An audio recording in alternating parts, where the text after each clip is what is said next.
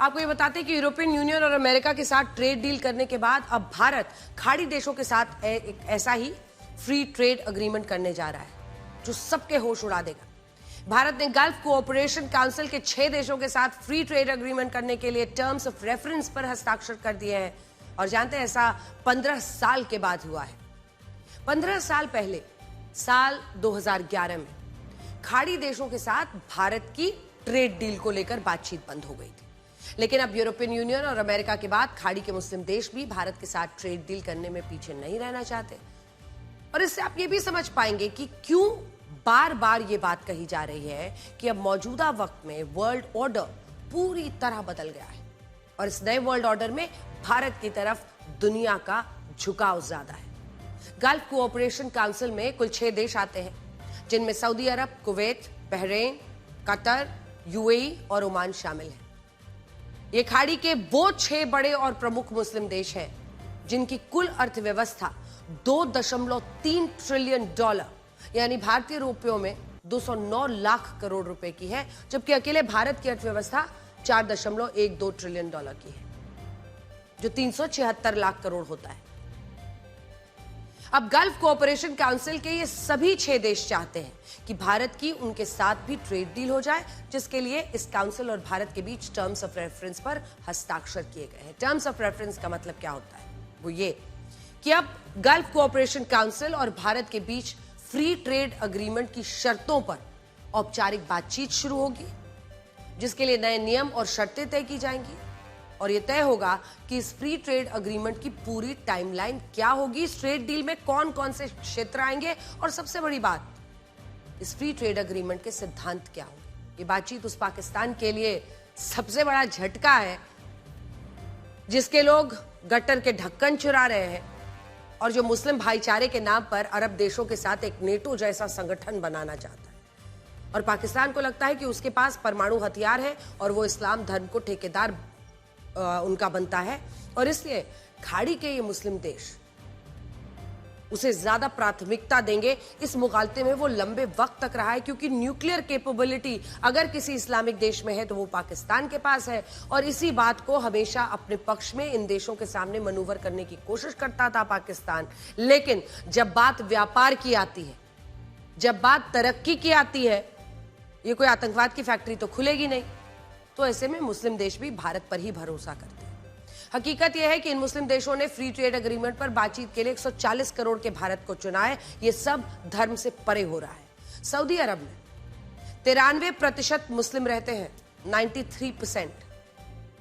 UAE में 76%, Kuwait में 75%, Qatar में 63%, बहरीन में 80%, ओमान में 95% मुसलमान रहते हैं, जबकि पाकिस्तान में 97% मुसलमान रहते हैं। और अब तक आम धारणा यह होती थी कि जो देश मुस्लिम बहुल है वो मुस्लिम देशों को ही अपना रणनीतिक और व्यापारिक साझेदार बनाते हैं, लेकिन खाड़ी के मुस्लिम देशों ने भारत के साथ फ्री ट्रेड अग्रीमेंट पर बातचीत शुरू करके इन धारणाओं को तोड़ दिया और यह भी बता दिया है कि अब नए वर्ल्ड ऑर्डर में भारत का रुतबा कितना ऊपर है। आज आप किसी भी वैश्विक मंच पर जाइए, डावोस पहुंचिए, जहां यूरोपियन यूनियन की तरफ से उर्सुला वॉन डर लेयन खुलकर कहती हैं वैश्विक मंच पर कि हम भारत के साथ मदर ऑफ ऑल डील्स कर रहे हैं। यह ऐलान वो भारत में भी आई थी 26 जनवरी को, उसके बाद 27 को यह एग्रीमेंट हुआ, उस दौरान भी कह सकती थी, लेकिन वैश्विक मंच से बोलकर उन्होंने सीधे तौर पर दिखाया कि हम भारत के साथ खड़े हैं, भारत के साथ खड़े रहना कितना जरूरी है। चाहे वो इंग्लैंड हो, चाहे अब अमेरिका हो और अब ये अरब देश जो भारत के साथ ट्रेड डील करके भारत की इस विकास गाथा में शामिल होना चाहते हैं। यह आपको पाकिस्तान और भारत के बीच एक बड़ा अंतर यह भी देखना चाहिए कि एक तरफ पाकिस्तान इन खाड़ी देशों से कर्ज की भीख मांगता है, जबकि भारत के मामले में यही खाड़ी देश हमारे साथ फ्री ट्रेड अग्रीमेंट करना चाहते हैं। और यह क्यों महत्वपूर्ण है, अब आप इसे भी समझिए। गल्फ कोऑपरेशन काउंसिल के ये 6 मुस्लिम देश, इन 6 मुस्लिम देशों को वर्ल्ड्स लार्जेस्ट एनर्जी हब भी कहा जाता है, मतलब ऊर्जा का सबसे बड़ा केंद्र, पूरे विश्व का सबसे बड़ा।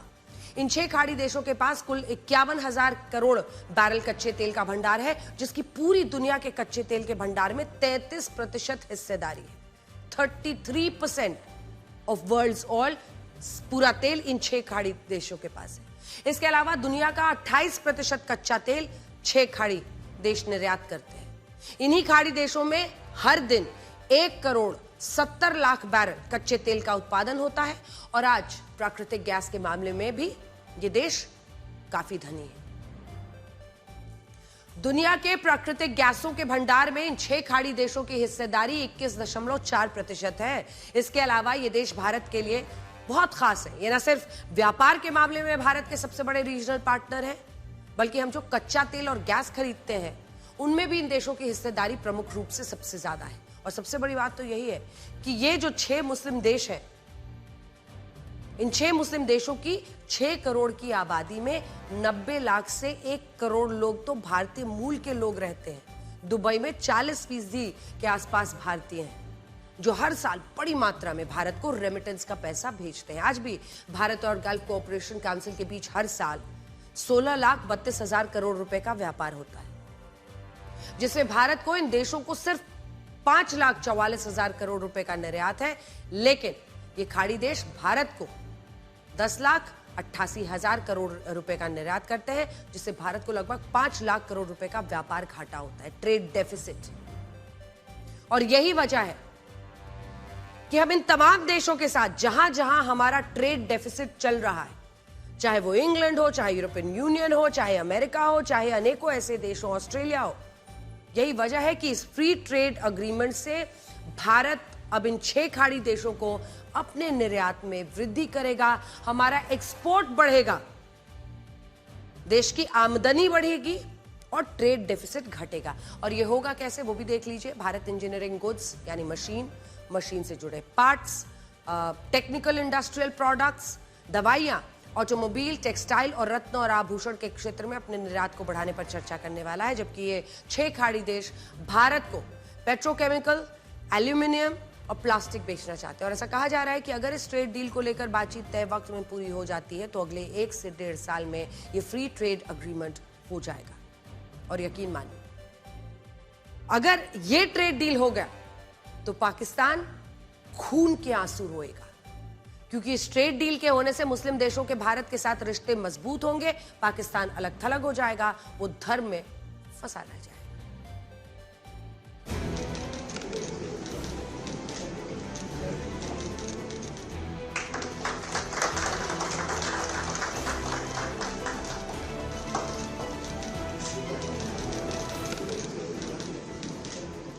The agreement with the GCC group of 6 countries will further strengthen our relations both on a geopolitical and trading elements, will help draw greater amounts of investments, create job opportunities for Indians both in the GCC nations and in India, encourage the food security and energy security of both the GCC nations and India, and give a message to the world of our deep ties and historic relations, friendly relations.